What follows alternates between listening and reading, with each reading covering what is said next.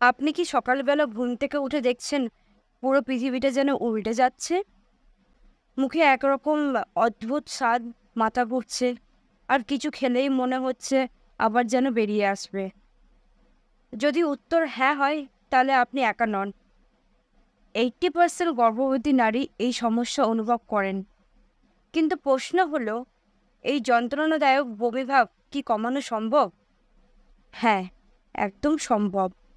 এবং আজকের ভিডিওতে আমি আপনাকে এমন কিছু অব্যর্থ উপায় বলবো যা আপনার সকালকে ভয়ঙ্কর থেকে সুন্দর করে তুলবে। তাই 1 সেকেন্ডের জন্য স্কিপ করবেন না, কারণ শেষ দিকে এমন একটি টিপস বলবো যা বেশিরভাগ মানুষ জানেই না। তো প্রথমত, কেন হয় এই বমিভাব? গর্ভধারণের পরে শরীরে এইচসিজি হরমোনের মাত্রা বেড়ে যায়। এটি আপনার শরীরকে জানান যে বাচ্চা বড় হচ্ছে, এখন তোমার খাবারের অভ্যাস বদলাতে হবে। আর তার ফলাফল সকালের বমিভাব। কিন্তু চিন্তা করুন, যদি আপনার শরীর হঠাৎ করে বলতো, কাল থেকে আর তোমার প্রিয় বিরিয়ানি খেতে দিচ্ছি না, কেমন লাগবে? ঠিক তেমনই আপনার শরীর নতুন পরিবর্তনকে মানিয়ে নিতে একটু কষ্ট পাচ্ছে। কিন্তু চিন্তা নেই, সমাধান আছে। দ্বিতীয়ত, ছোট ছোট খাবার খান, বেশি নয়। অনেক মা বলেন, আমি তো কিছুই খেতে পারছি না, কিন্তু খালি পেটেও থাকতে পারছি না। তাহলে সমাধানটা কি? বারে বারে খান, কিন্তু কম করে খান। তাহলে প্রথম কাজ হচ্ছে, সকালে বিছানা ছাড়ার আগে 1 মুঠো ড্রাই বিস্কুট কিংবা বাদাম খান। এতে আপনার পাকস্থলী একদম খালি থাকবে না। দ্বিতীয় কাজ হচ্ছে, সারাদিনে 3 বার বিশাল প্লেট না খেয়ে 6 বার থেকে 8 বার ছোট্ট ছোট্ট মিল নিন। কিন্তু কি খাবেন আর কি খাবেন না, কিছু খাবার আছে যেগুলো ভুলেও খেলে আরও বমি আসতে পারে। চলুন পরের পয়েন্টে সেটা আমরা জানি। তৃতীয় পয়েন্ট হচ্ছে, কোন খাবার বমিভাব কমাবে আর কোনটা বাড়াবে। কোন খাবার খেলে সমস্যা বাড়তে পারে? বেশি তেল, মশলা বা গুড়পাক খাওয়ার, কফি বা চা খুব বেশি খেলে, অতিরিক্ত মিষ্টি খাবার খেলে।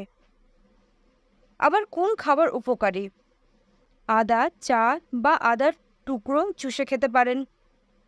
লেবু পানি কিংবা লেবুর গন্ধ নিতে পারেন। কলা, শসা, ডাবের পানি খেতে পারেন। আপনি কি জানেন, গবেষণায় দেখা গেছে আদা প্রায় 50% পর্যন্ত বমি কমাতে পারে। কিন্তু কতটুকু খাবেন, এটাই হলো প্রশ্ন। বেশি খেলেও আবার উল্টো সমস্যা হতে পারে। চলুন পরের টিপসে সেটাই জানাই। চতুর্থ পয়েন্ট হলো, পানি খান কিন্তু বুদ্ধি করে। অনেকেই বলেন, আমি পানি খেলেই বমি আসে, তাহলে পান করব কিভাবে? উত্তর হলো, সঠিক পদ্ধতিতে। 1 গ্লাস পানি একেবারে নয়, বরং ছোট্ট ছোট্ট চুমুক খান। খাবারের সাথে পানি খাবেন না, বরং খাবারের 30 মিনিট আগে কিংবা পরে খান। ডাবের পানি পান করতে পারেন, এতে ইলেকট্রোলাইটস থাকে যা শরীরকে রিফ্রেশ রাখে। কিন্তু কথা হচ্ছে, পানি ছাড়াও আর একটা জিনিস আছে যা বমিভাব একবারে কমিয়ে দিতে পারে। তাহলে পরের পয়েন্টে আমি সেটাই জানাবো। নেক্সট পয়েন্ট হলো, পর্যাপ্ত বিশ্রাম নিন এবং স্ট্রেস কমান। বেশি দুশ্চিন্তা করলে বা ক্লান্ত থাকলে বমিভাব আরও বেড়ে যেতে পারে। তাই পর্যাপ্ত ঘুমান, দিনে কমপক্ষে 8 আওয়ার্স ঘুমান। মেডিটেশন বা হালকা যোগব্যায়াম করতে পারেন। স্ট্রেস কমাতে প্রিয় বই পড়ুন এবং পছন্দের মিউজিক শুনুন। আপনি কি জানেন, গভীর শ্বাস নিলে বমিভাব কমে যেতে পারে? এখন প্রশ্ন হলো, শুধু ঘুমালে আর শ্বাস নিলেই হবে? আরও সহজ কিছু নেই? হ্যাঁ, আছে।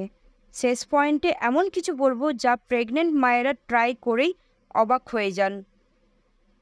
তাহলে পরের পয়েন্টে আসি। ব্রেসলেট বা অ্যাকুপ্রেশার ব্যবহার করুন। এটি অনেকেই জানেন না, অ্যাকুপ্রেশার ব্যান্ড পড়লে হাতে নির্দিষ্ট একটি পয়েন্টে চাপ পড়ে যায়। বমি ভাব 70% পর্যন্ত কমাতে পারে। যারা গাড়িতে উঠলে বমি বমি করে তাদের জন্য একটি দারুণ কাজ করে। এখন আপনি জানেন গর্ভাবস্থায় বমিভাব কমানোর সেরা উপায়। কিন্তু শুধু জেনে রাখলেই হবে না, টিপসগুলো ফলো করলেই সত্যিকারের উপকার পাবেন। যদি ভিডিওটি আপনাকে সাহায্য করে তাহলে অবশ্যই লাইক করুন, এমন আরেকজন হবু মায়ের সাথে শেয়ার করুন যাতে তিনিও উপকৃত হন। ভবিষ্যতে আরও দরকারি প্রেগন্যান্সি টিপস পেতে সাবস্ক্রাইব করতে ভুলবেন না। আপনার জন্য শুভকামনা রইল। আগামী ভিডিওতে নতুন একটি গুরুত্বপূর্ণ বিষয় নিয়ে হাজির হব। ধন্যবাদ।